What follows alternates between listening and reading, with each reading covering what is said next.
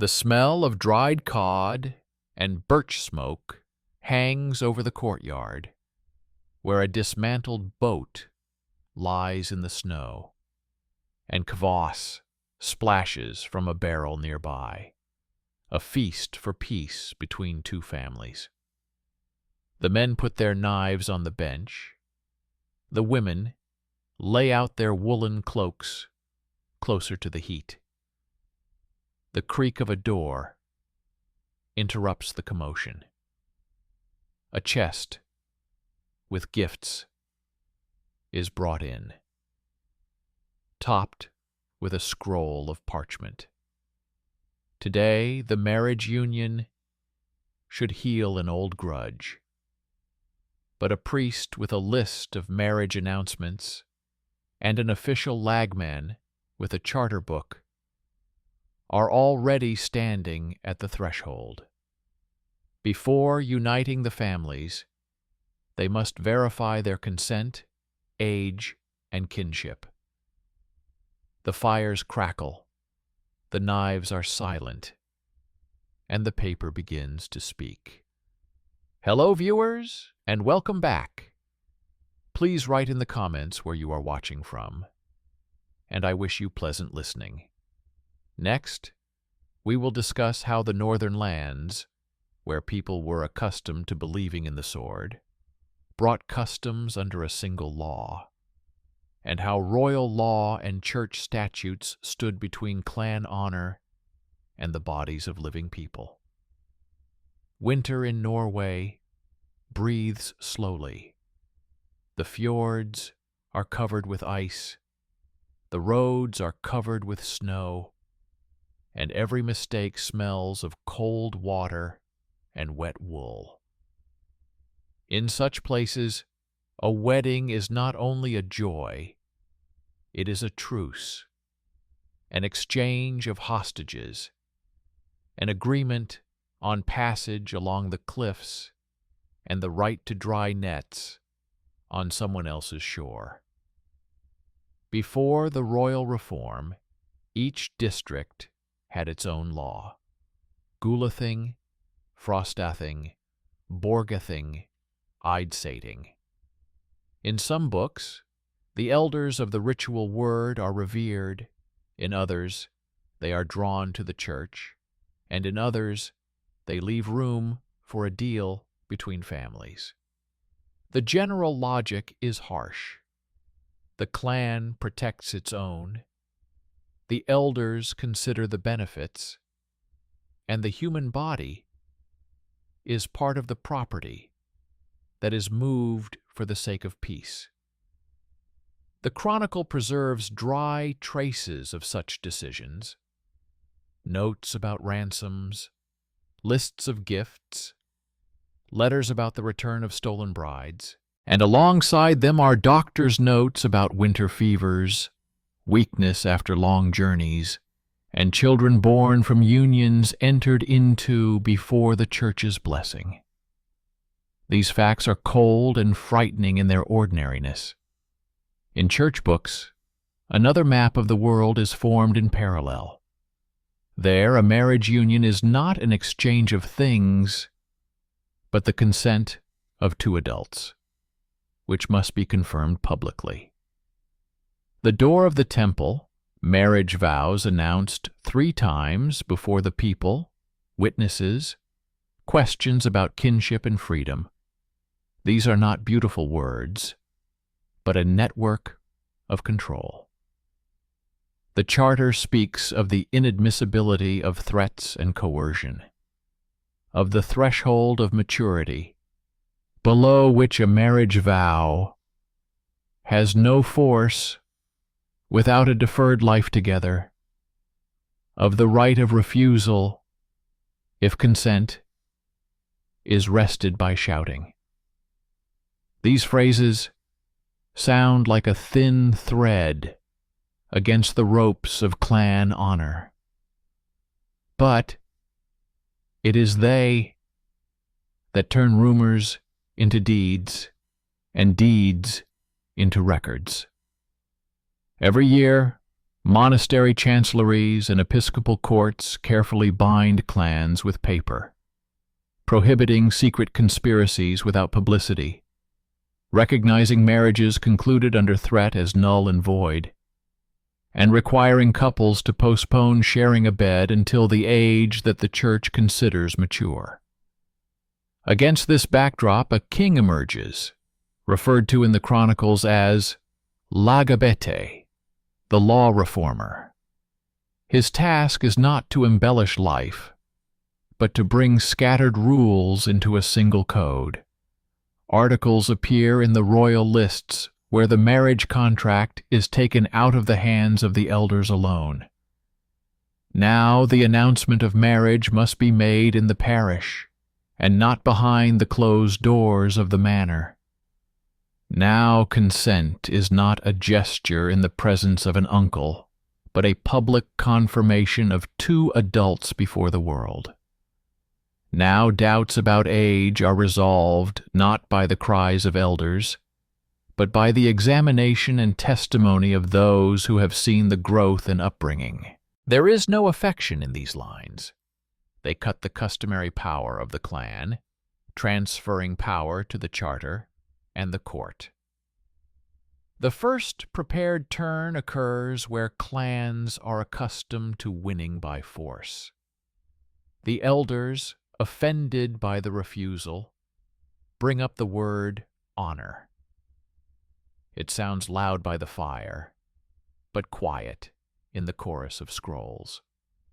Because the official has a record of announcements in his hands, the priest has a note about checking kinship, and the witnesses have faith that their names do not lie. Any attempt to restore order on one's own initiative risks becoming a crime against the royal peace. Honor, in this system, goes into the archives as a caveat. There was pressure, there were threats, there were attempts to disrupt the public ceremony.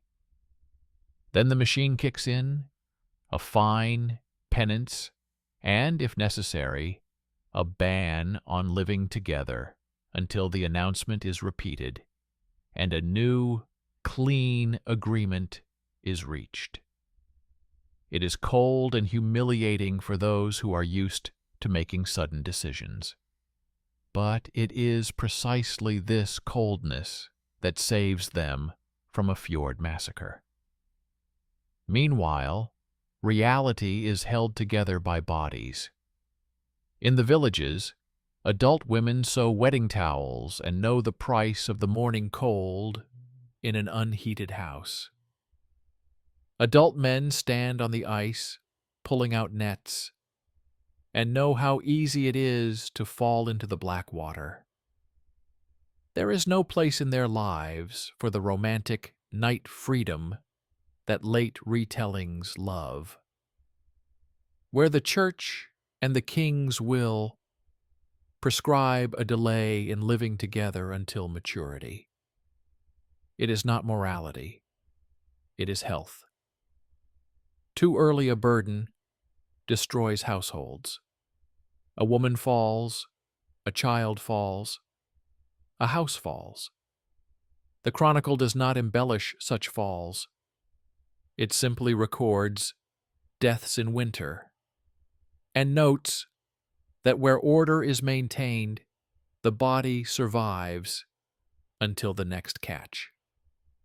And so the formula of announcement, witnesses, postponement sounds like dry humanity. Its goal is not to tame passion, but to prevent families from throwing living people under the wheels of the world trade. The second prepared twist is the language of intermediaries. Between the clans and the church stand people whom later songs hardly remember.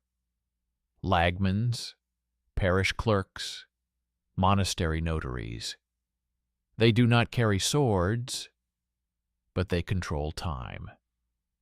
Their power is to name the date of the announcement, check for obstacles, and record the refusal without bloodshed. There is no glory in their work, but there is risk. Any failure is a reason for a knife in the dark. And yet it is they who make possible the most important transition of the century.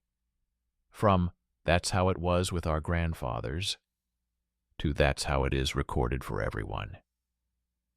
In this sober role, one can hear how the North ceases to decide only with the sword and begins to count.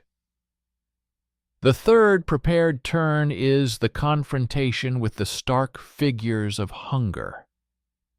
In winter, when settlements are losing weight and supplies are dwindling, elders are more likely to push for quick marriages in order to unite granaries. The church responds with a formula of postponement, the king with the threat of fines and deprivation of the right to peace. Couples are announced, gifts are presented, a bridge between houses is built, but the shared bed is postponed until a time that is recognized as safe. To the clans, this seems like weakness. For the city and the coast, it is insurance. And when a fight does break out on the ice, the court already has a list of violations that leaves no room for honor. Peace is maintained not by prayer or heroism, but by the accounting of rituals. This is how the Northern Chronicle unfolds, dry and disturbing.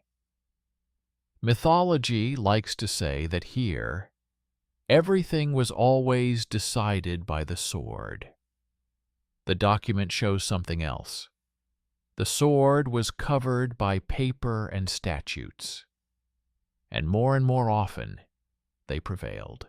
In the next part, we will see how this works in practice. A celebration for peace turns into an investigation. Elders call their relatives to arms, and a board with the third proclamation remains at the door of the temple, a thin but strong thread on which human life hangs. With the first thaws, the holiday of truce turns into a review of the case. A framed board with announcements hangs at the parish door. The names of adults are read aloud 3 times in different weeks, witnesses are noted, and kinship is verified by baptismal name records. Attached to the chest with gifts is a scroll listing woolen cloaks, salt, dried fish, a share of the future catch, and the right to dry nets on the ledge of someone else's shore. It would seem that everything is ready. The families have exchanged pledges, no blood has been shed in winter, but a complaint has already been filed quietly, without fanfare. One of the elders, taking his knife from the table, signaled that the agreement had been extracted by threatening to break the long-standing grazing agreement. Where swords are usually raised, here pens are raised. Lagman orders the celebration to be postponed until the matter is investigated, and the priest notes that communal life cannot begin until consent is confirmed without pressure. The feast pauses for a moment. The smell of kvass and smoke lingers in the air, and a line darkens on the snow, beyond which the fjord boats begin. The order, initiated by the Royal Arch, operates with frightening precision for the clans. First, the office asks witnesses to confirm that each announcement was made without shouting or confusion. that both adults were present and stood separately from those who hold the power of the clan. Then the parish clerk unfolds the list of prohibited degrees of kinship, checks the baptismal names, and asks the monastery to send extracts if anyone was an apprentice at the monastery. If doubts arise anywhere, the announcement is repeated, and the consummation is postponed as an action that depends not on honor or hunger, but on age and freedom. This machine does not make people better. It simply does not allow old habits to break the living in the grip of a deal. The doctor's diary for these weeks contains dry lines. Fewer falls from drunkenness on the night before the wedding. Fewer winter beatings over controversial clauses. Fewer women with bruises in the house, where they were hurriedly shoved for the sake of peace between men. The first blow to the new norm comes in the usual way. The elders, offended that their word has been taken away at the doorstep, begin to gather people on the icy spit. They put shields on the boats. Straw rustles in their jackets to keep them warm. They talk about the honor of the clan and the ancient right of conspiracy. But instead of responding in kind, the parish mediators bring a scroll with the bishop's seal to the pier.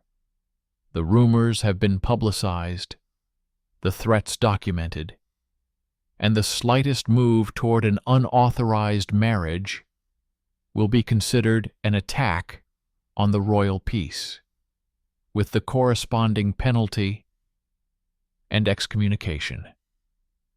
The power of a foreign seal is more frightening here than a foreign sword. The families are not ready to lose the right to trade salt in the nearest port, and fear losing the priest in the village for the long winter. Several ships still set sail for the lagoons, disturbing the neighbors, but return without prey. The customs lists now include a line about the detention of those who violate the new order. Where yesterday the smell of blood would have smelled like a holiday, today it smells like wet rope and rotten fish. Next comes an even more viscous battle for the spirit of decency. The elders' supporters try to circumvent the code not with brute force, but by interfering with language. They distribute leaflets stating that church publicity is meaningless if the family is old and glorious, and that consent is meaningless if the decision is made for the sake of peace. The chancellery and the monastery respond differently. Short instructions are sent to the parishes, listing without preaching how to test free will without humiliation, how to postpone living together without stigma, and how to listen to refusal without risk to the body. These rules are simple and cold. Witnesses are not direct relatives. A note of refusal, without details, but with a seal. A gift given in exchange for publicity, subject to return if pressure is found to have been exerted. To the clans, this seems like trickery. To people who live on mountain paths and know the price of a bad stitch, it is protection from a precipice. In the case with which our story began, everything is complicated by another line. In the boundary dispute over pasture land, as old as the bones on the slopes, a hidden clause is discovered. The right of way through the plot is strictly linked to the conclusion of an alliance. According to old custom, This was always done to protect bridges and fords. Under the new order, such a link is recognized as a trap. The land agreement and the family agreement must exist separately, otherwise consent becomes a ransom. This provision, included in the code, strikes at the familiar technique of peace between houses. Now peace cannot be bought with the body. The elders call this foolishness, but the mediators have winter records of deaths and injuries on their desks, which made the change possible. When the number of bodies saved is weighed on the scales, the word honor becomes lighter than an ice floe. Then hunger strikes. By spring, salt becomes more expensive, fish are harder to catch, and the ice melts later. The elders again try to push through a quick marriage to empty the barns and survive the season. Lagman, following the letter of the law, offers another way: to exchange pledges in the property part of the union now, and to postpone living together until the church recognizes the threshold of maturity. The celebration is quiet, without bedtime fuss, with a short prayer and a long list of things to do. For people accustomed to associating marriage with a carnal sign, this is strange and cold, but the royal book is written so that life can withstand cold and hunger. In the coming weeks, there will be fewer heavy entries in the medicine book and less turmoil in the parish register. The sober language of the laws, seemingly alien to sagas, saves more bodies than the clash of spears. A few noblemen grumble by the hearth, but they owe too much to the royal court to openly challenge it. The second source of tension is hidden threats. Under the guise of fishing disputes, people who know how to work in the dark are approaching the mediator's house. Some believe that by striking the bearer of the seal, they will strike at the order itself. But the system is structured differently. Authority is distributed so that no one person holds the only key. By removing one person, the violators will not cancel the publicity, rewrite the baptismal names, or remove the seals, but they will certainly leave their mark. Violence against the mediator is a direct crime against peace. Several of Konung's men-at-arms, busy on the coast in winter, already had a list of those who like to scare people at night. They are brought to the lagman not for a show trial, but to be held accountable. If you violate once, violate twice, you will pay so much, and if not, you will lose the right to trade. The Chronicle, composed of cold lines, once again pulls the blanket over the legend of the North decided by the sword. The most difficult thing is to admit that the new rules break not only pride, but also the familiar rhythms of the body. People in the mountains and on the coast live so poorly that any delay seems like a luxury.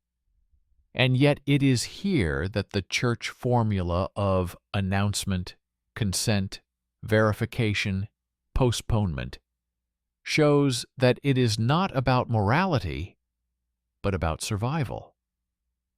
In homes where the celebration was held to the letter and life together was endured, there are fewer winter fainting spells, fewer nighttime escapes, fewer screams that later turn into revenge between relatives.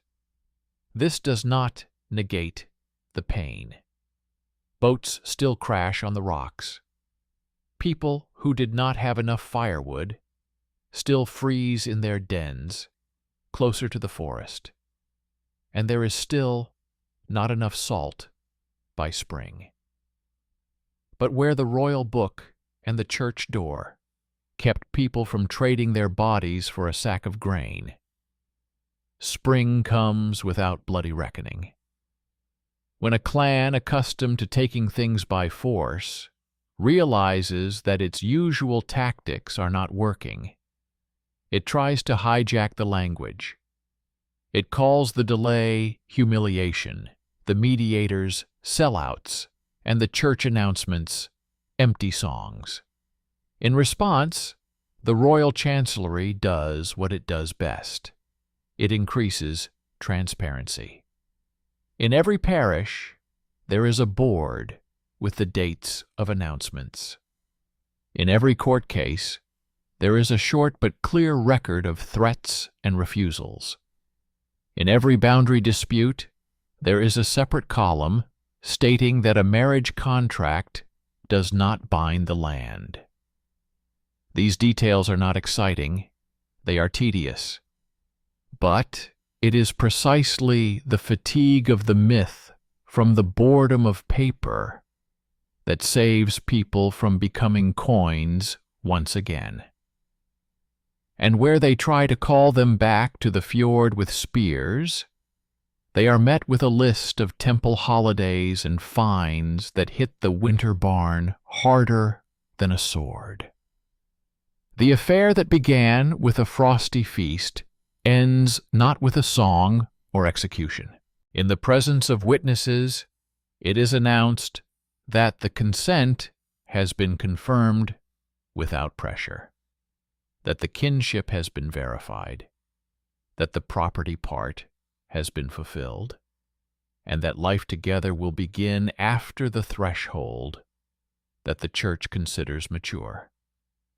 New towels and warm cloaks are placed on the bench, a sign that the house is ready to accept a person not as collateral, but as a participant. The old grumble, the young laugh through their teeth. The mediators quietly hide copies of the documents in chests. This is not a victory of good over evil. It is the victory of procedure over habit, of paper coldness over ritual fever. The ice, where the boats could have collided, is empty.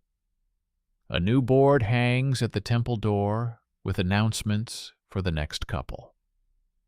The rhythm of a world in which swords are kept in their sheaths, not out of cowardice, but because fear for the barn and the parish is more important than pride, continues.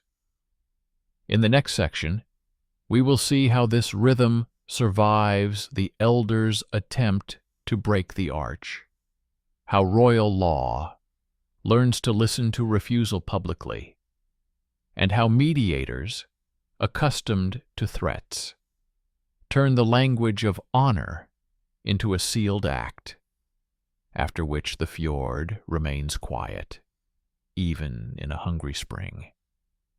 Spring water breaks the edge of the ice from the rock, and the road to the Ting is open again.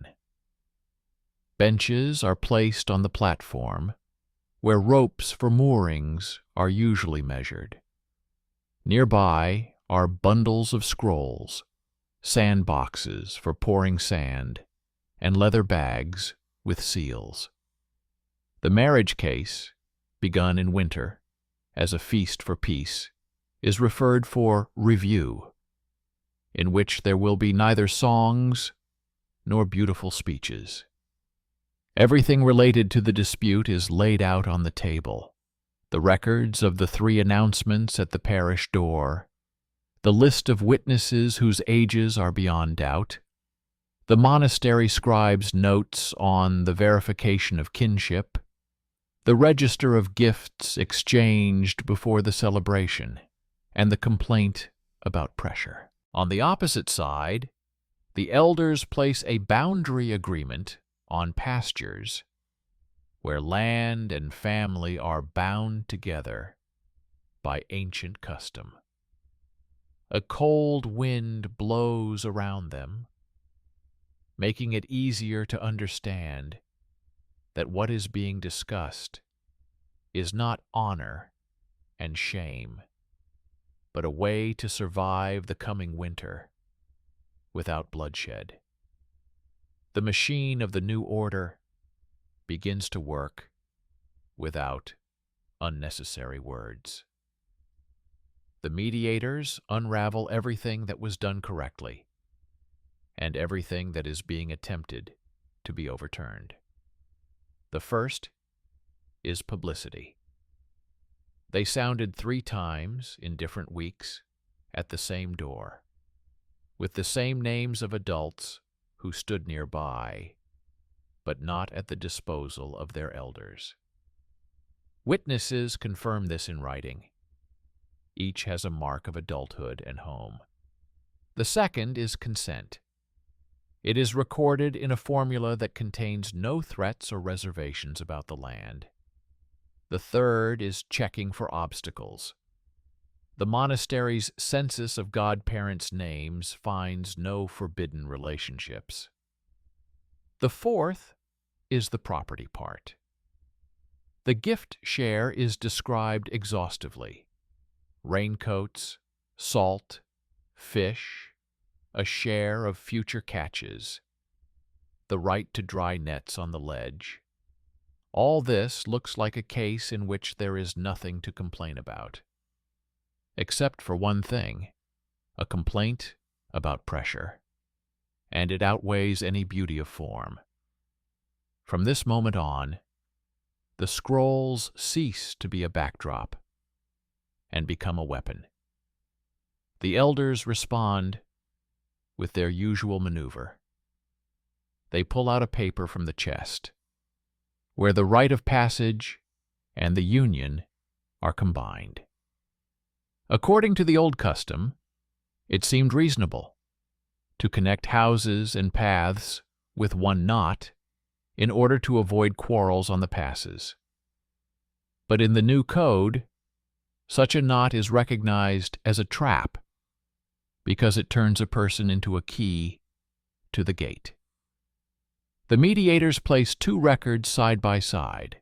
One is your boundary turnover. The other is the royal article, which states that a land agreement and a marriage agreement cannot be conditional on each other. This is the first deep rift between custom and law. Custom says, it's easier and faster this way. The law says, this is not possible because then consent ceases to be free. The rift is not based on beautiful words, but on economics. If passage can only be bought with the body, then the body is a coin, and it is easy to pay with someone else's will. The royal chancellery, accustomed to winter hysterics, does not pressure with shouting, but with schedules. The ting is not dispersed until nightfall, and the announcements are not cancelled, but extended. The priest announces that married life will not begin until consent is confirmed without pressure. This is not a punishment, but a break. At the same time, the lagman refers to what is respected in these parts no less than the sword, the order of work, and the trading season. Any unauthorized rapprochement of families under threat of arms promises to disrupt the summer catch and the autumn exchange. The fines in the code are not written to punish morals, but to protect the labor calendar. Pay, and you will lose your firewood. Don't pay, and you will lose your right to trade in the port. Cold accounting sounds scarier than a sermon, because it reveals an icy shore where there is nothing to heat the stove with. At the same time, the church machine kicks into gear. A short memo arrives from the bishop's office to the parishes of the fjord. How to test free will without humiliation. How to record refusal. how to postpone married life until the threshold of maturity, which the Church considers safe, and how to separate property transactions and family forms so that they do not stifle each other. Each point is a dry defense against violence. Immediate relatives cannot be witnesses to freedom. Refusal is recorded without details so as not to turn life into a spectacle. The dowry is returned if pressure has been exerted. The sacrament is not performed if at least one link is controversial. And cohabitation is postponed, not on moral grounds, but according to the Charter. The elders call this empty words, but people who walk on thin ice understand. An order where an adult has the right to say no without bloodshed is not emptiness. It is insurance against night raids. Meanwhile, reality takes its toll. The huts smell of sour cabbage. The firewood is burning faster than it can be replenished. The women have dark circles under their eyes, and the men's skin is cracking from the salt water. Any delay seems like a luxury, and yet it is here that it becomes clear that the rules protect not morals, but the body. Storytellers like to scare people with words like shame and looseness, but medical notes tell a different story. Dying from fainting on the first night when the house is not ready is as much a shame for the family as disturbing the tranquility of the fjord. Therefore, the language of maturity in the code works like a rough belt. It holds the union together until the house, the people, and the bodies break from haste. Where the formula of announcement, witnesses, verification, postponement has been followed, there are fewer winter beatings, fewer escapes, fewer night visits from relatives to bring reason, after which years of enmity follow. The opposition, finding no stage for a beautiful knife, resorts to covert attempts.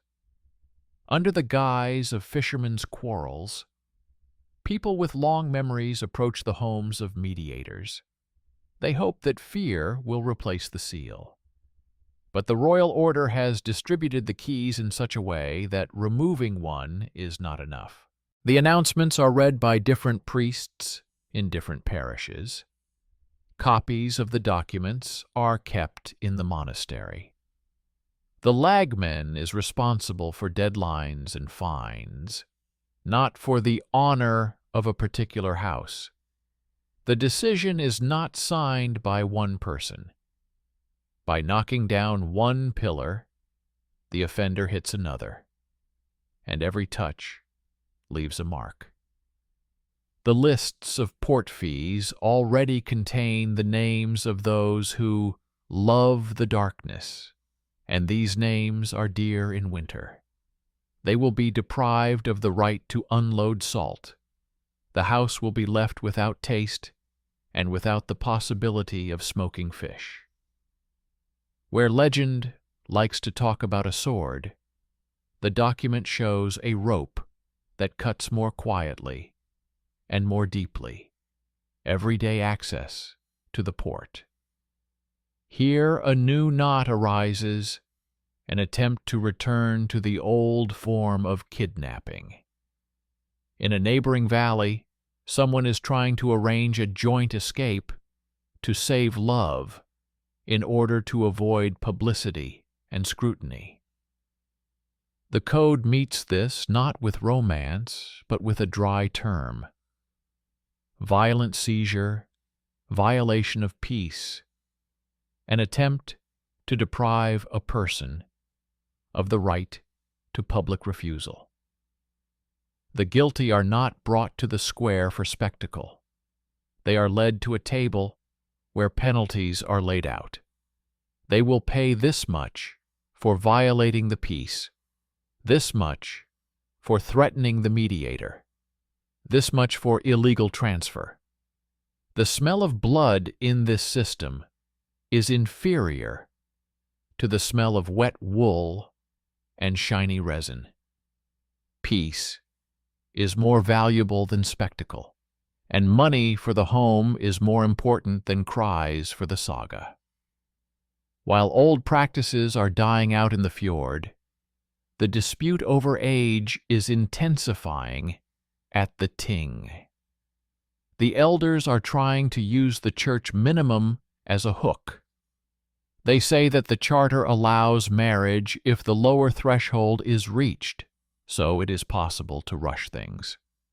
The mediators respond that the code itself makes it mandatory to announce the union, verify freedom, and postpone cohabitation until signs of maturity are evident to the parish, without a doubt. This is not a play on words, but an attempt to relieve the bodies of excessive stress in a year of famine.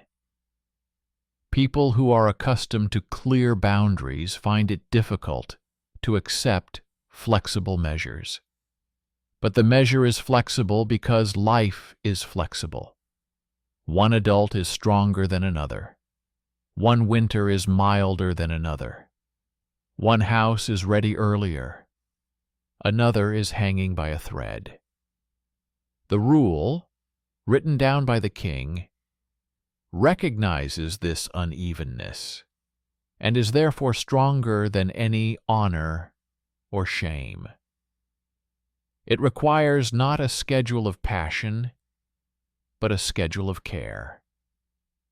The elders once again pull people who love to hear about trampled honor to the shore and try to force the ting to accept an exception.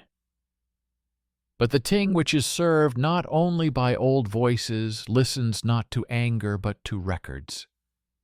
There, who died in winter after hasty unions, there which houses fell into debt, trying to combine barns without law. There, how many times the parish and the lagman returned free shares, so as not to buy passage with someone else's body. The council is filled not with song, but with smoky coughs and the sound of sticks tapping on ice. People whose shoulders remember the stones on the slopes decide that silence is more valuable than shouting. No exceptions are made, and this decision does not please anyone. It simply allows the next week to begin. Meanwhile, couples who have postponed their life together are adjusting to a new rhythm. There is a harsh tenderness in it. Instead of nighttime spectacle, there are warm towels and raincoats on the bench. Instead of shouts behind the wall, there is a light dinner. Instead of strangers' eyes, there is a short prayer and a scroll hidden in a chest, which says that people are not coins or bridges. This rhythm is boring for late storytellers, but for healers and mediators, it is a victory. It does not exclude misfortune.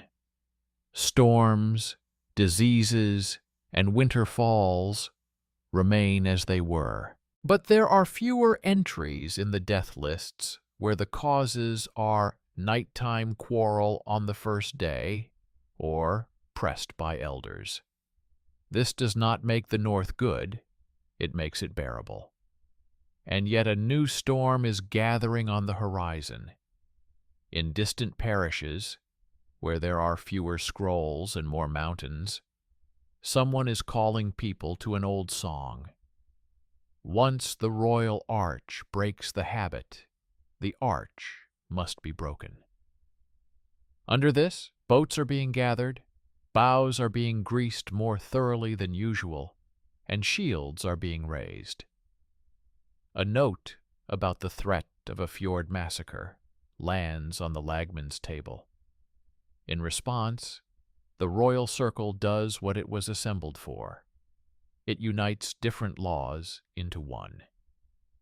Not only the parish and the ting get involved, but also the royal guard, with the right to stop the violation of peace before it begins. This is not a war for glory. It is a cold brew of prevention. The ship with the people who wanted to talk honorably is intercepted at the entrance to the narrow mouth of the fjord. They are not disarmed in anger, but are sorted according to articles. Fines, temporary bans, hostages in the legal sense, not people but property, and the obligation to repeat the publicity. Instead of songs, there are bills. Instead of swords, there are seals. And this outcome is worse for those who wanted a scene. They were deprived of an audience. By the end of the long day, the dispute, which began in winter as a feast, and in spring as a heavy scroll, turns to its sober conclusion. The agreement is confirmed without pressure. The boundary agreement is rewritten without any connection to the family. The property is exchanged so that no item bears the will of another, and life together is postponed until the threshold that the parish recognizes as mature without doubt. The elders, whose hands have grown weary of the spear, put it away on the wall. Lagman closes the case with a short note that contains not a single lofty word. The bishop's seal is placed on the sheet of paper, which states precisely the reason for the difficult reform. The northern Saga lands are bringing their customs under a single law, and the sword is giving way to paper. Not because paper is stronger, but because paper knows how to count people as living beings. In the next section, this paper will face an even tougher challenge, an attempt to sell the refusal as an insult to the clan, and return to the old price for silence. But by this time, the code will have something the song does not: habit. On the same day that the shields were quietly removed from the sides of the boats at the pier, the elders tried to regain lost control with a new trick. They called the public refusal an insult to the family, and offered to turn silence into a commodity. The mediators hinted at an increase in the free share: more salt, more raincoats, more rights to dry nets closer to the passage, just so that the paper would lose its power. The office did not enter into an argument. It translated the gesture into an article. An attempt to buy consent is a form of pressure, and pressure, in a marriage case, is now considered harmful to peace. Lagman ordered this to be recorded as a separately punishable action, and the bishop's seal was placed next to it, not for shame, but to return the conversation to adults whose bodies cannot be keys to other people's gates.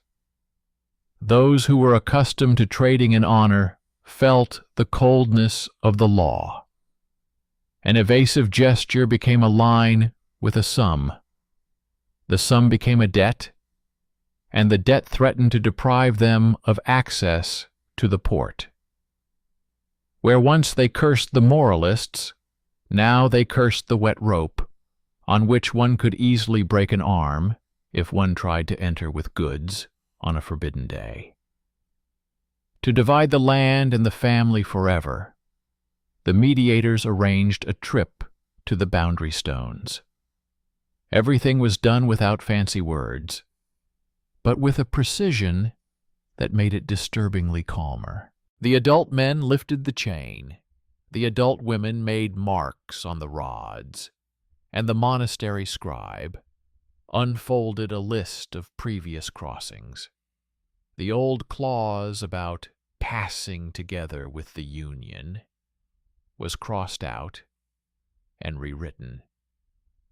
Passage, according to payment and terms. Union, according to publicity and freedom. Exchange of gifts, according to a list, without conditions, relating to the body. This clean unpacking of the knot upset those who prided themselves on the speed of old decisions, but it had its own heavy beauty. If the knot does not cut the skin, life is easier. That same day, the priest hung a new date on the parish door to repeat the announcement once more, so that no one could say that anything had been hidden in the smoke of the holidays. The consummation was postponed. The law required waiting for a milestone that the parish would recognize as mature without doubt, not based on the cries of the elders, but on the sound appearance of the people in the home to which they would be led. The resistance changed tactics. Lamps burned until dawn in the homes of intermediaries. Leaflets flowed in, teaching people to despise monastic tricks and calling postponement humiliation. The response was methodical. In each parish, brief instructions were posted on the wall, written in a dry, even, blunt manner. How to listen to a refusal without a crowd, how to verify the absence of a threat, how to separate a property transaction from a family form, how to keep records so that they could not be disgraced at the ting. The doctor's notes that spring were particularly strict. How many falls from lack of sleep were prevented by ending the feast earlier? How many headaches were relieved by water and shade because ceremonial headdresses were lightened according to the rules? How many night visits by reasoners did not happen because the right to refuse was communicated to the public quietly but clearly?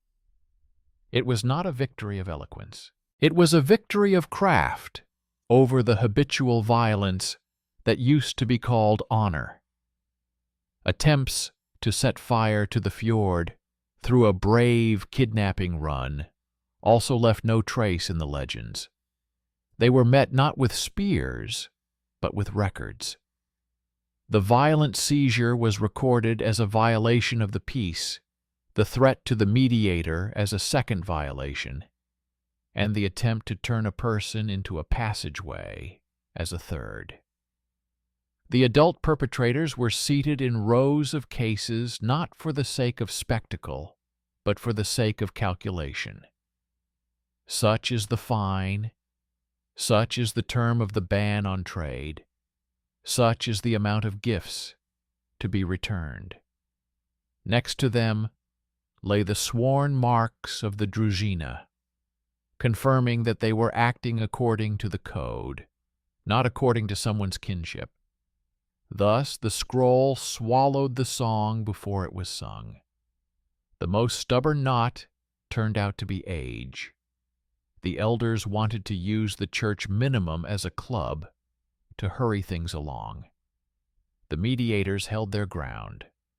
The church threshold is only the lower limit, and life requires signs of maturity that are understandable without humiliation and a legitimate delay.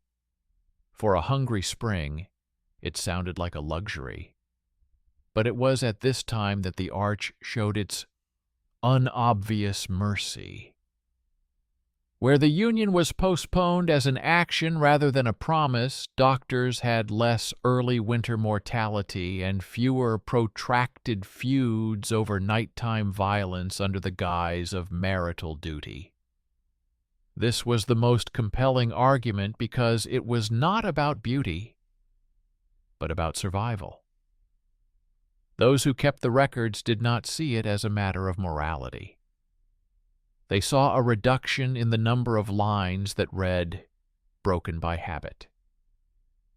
Ting, tired of the foam of words, listened not to the cries, but to the rhythm of labor.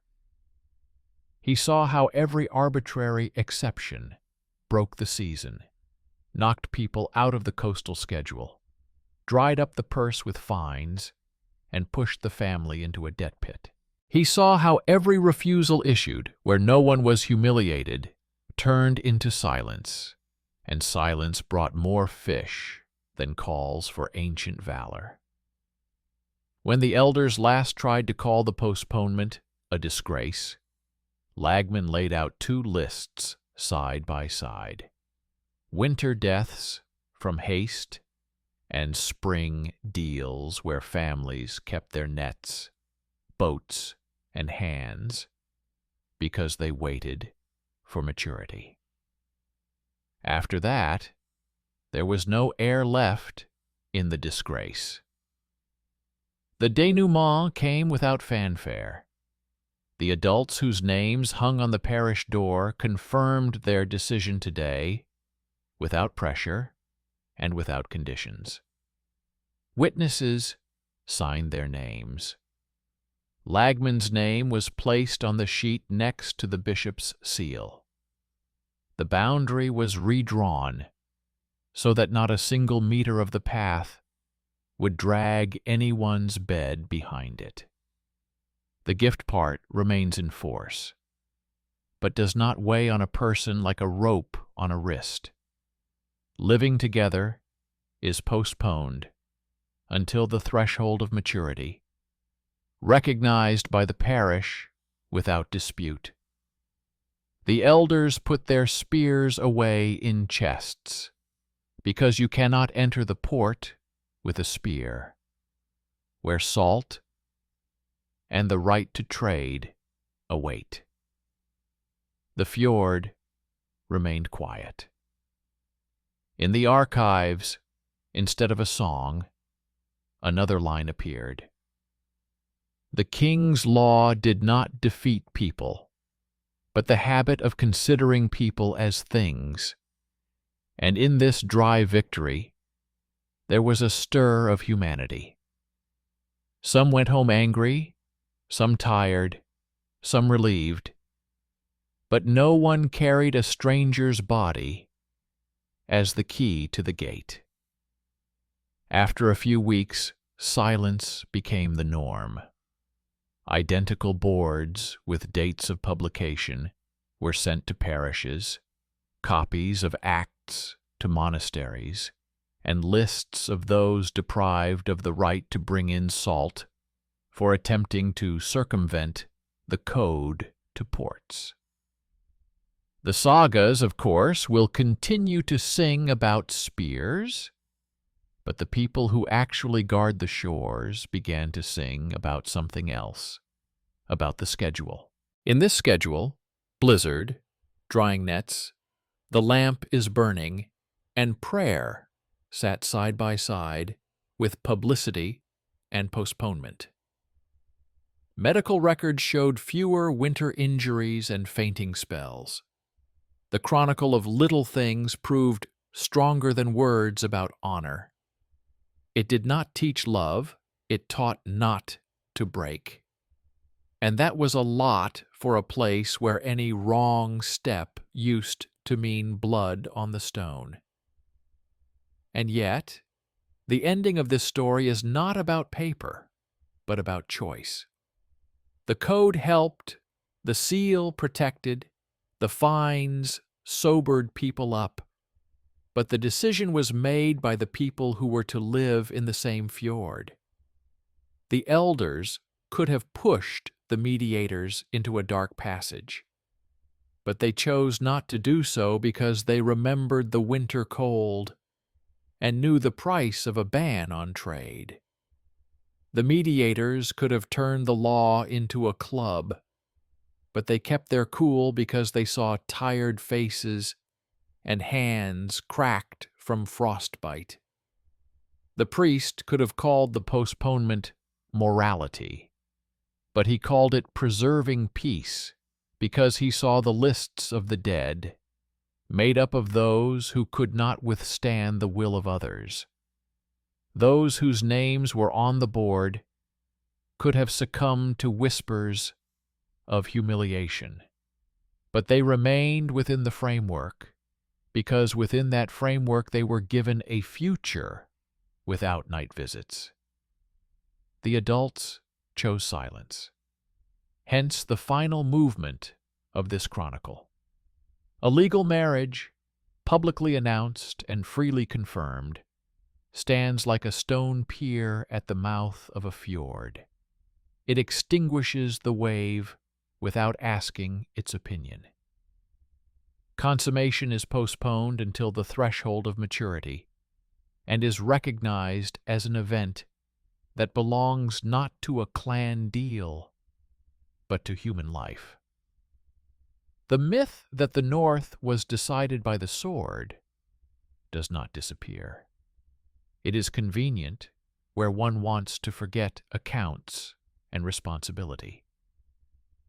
But the document holds the shore. It fixes adulthood as the basis of the union, consent as its breath, postponement as its insurance. And when a new announcement appears at the door next season, people will see not a stranger's victory over their will, but a clear path in which there is room for wolves, stone, and wind, but no room for blood for the sake of honor. This is how this cold story ends, not with a cry, but with order, not with a fairy tale, but with craftsmanship. There is nothing loud in the main lines. The scroll is signed, the seal is affixed, copies are sent out, the boundary stone is cleaned of old paint, the net dries without quarrels, boats do not collide in the narrow bay. The royal law remained on the shore not as an idol, but as a tool. It gave people a heavy luxury, to live to see the time when the house, bodies, and season would withstand the union without breaking. This does not make life easier, but it gives it a chance. And if people on the shore continue to argue about dignity and shame for a long time to come, their words will conceal the reason why it all began. The desire of adults to live without fjord massacres and without trading people like grain. This is victory, not as beautiful as a song, but longer lasting.